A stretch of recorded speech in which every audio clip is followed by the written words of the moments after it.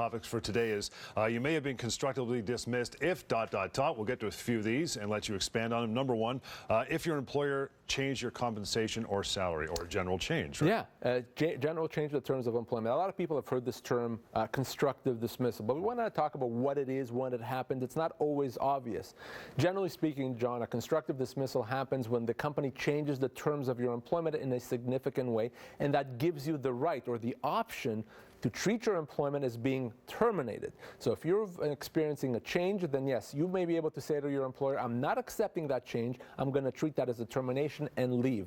Probably the biggest or most common form of a constructive dismissal is changes to compensation or changes to the job. If your company reduced your pay or demoted you, then in most cases that would be a constructive dismissal, certainly if the change is significant.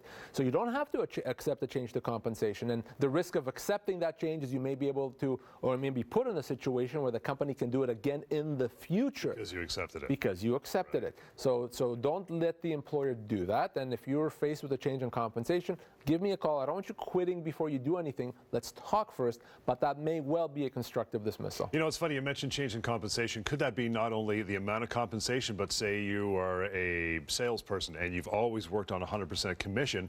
Now they're going, we're going to switch it to base plus commission. You may come out whole in the end, but you're like, I don't know if I like that so much. I'm a pretty aggressive sales guy. I prefer 100% commission. Yeah. Does that qualify? A change in compensation structure, which is exactly what you've defined there, is absolutely or can absolutely result in a constructive dismissal. So even if the net compensation is not obviously different, if the structure of the compensation is different, so maybe you have less potential to earn, that absolutely can be a constructive dismissal. A company does not have a right to say, I'll take commission or replace that with a salary, or take the salary, replace it with commission. That is a significant change. Anytime compensation is being changed in any way, we're automatically thinking of constructive dismissal. Email is help@employmenthour.com, and 1-855-821-5900 is the number anytime. We're talking about times you may be constructively dismissed, if, here's another one, you get phone calls all the time, your employer moved your workplace to a new location. Right, and when we're talking about that, we're not talking about my desk was moved from office A to office B. We're talking about the fact that now I have to travel further because they've moved our office somewhere else, or our workplace. So generally speaking, if you now are in a situation that is a result of the workplace change of location, it's going to take you a lot more time to get to work. It's going to impact your life in that way. Then that's obviously a big deal. It's a significant change, and you may be able to say, no, company, I'm not going to now commute to this new location. Because of this change, I'm going to treat that as a constructive dismissal and leave. It's not every change in location that results in a constructive dismissal. If the change is minor, if the office moves across the street or 5 minutes away, it may not be a constructive dismissal.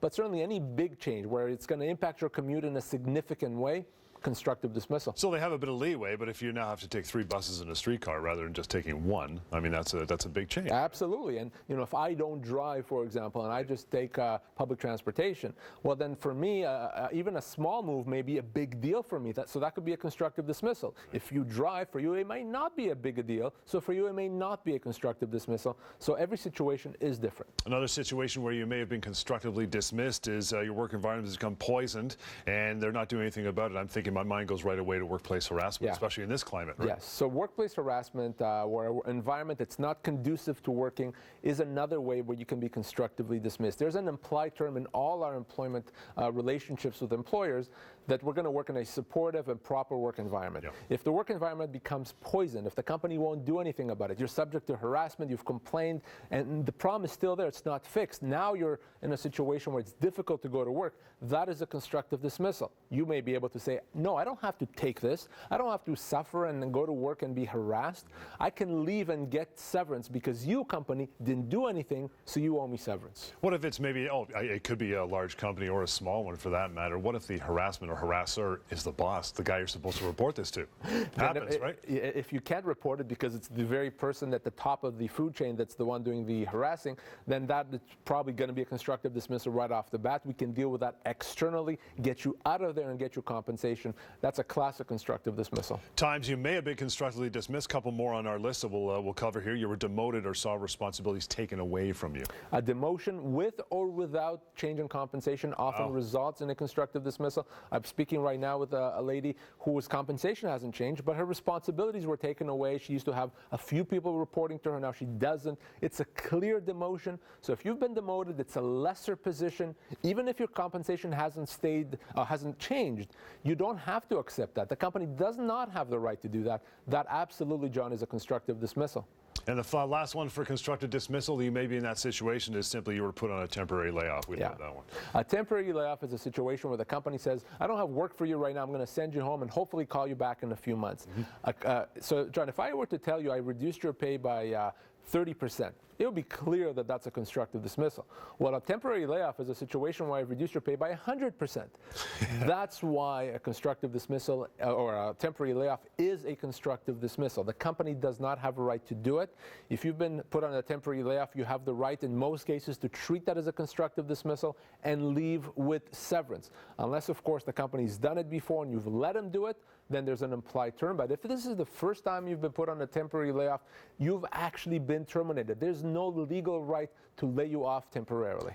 Is there situations, I'm not going to say there are, I'm going to ask you, is there situations where maybe the job dictates that it's a temporary layoff? I'm thinking pool cleaners, maybe roofing in the winter, right? If you're working in a job that's understood that it's a seasonal job, it's understood that you're not going to work, let's say, through the winter, then yes, the company could then lay you off for the off season because that's the nature of the job. But the company can't say, well, it's the nature of the job if they've never done it before and this is the first time. Well, if it was the nature of the job, they would have done it every year. So don't assume that something is implied. If it is implied, then it would have happened consistently. If this is the first time you've been laid off and there's no history, you've probably been terminated. You want to contact Lior anytime, 1-855-821-5900 or email help@employmenthour.com. We'll take a short break.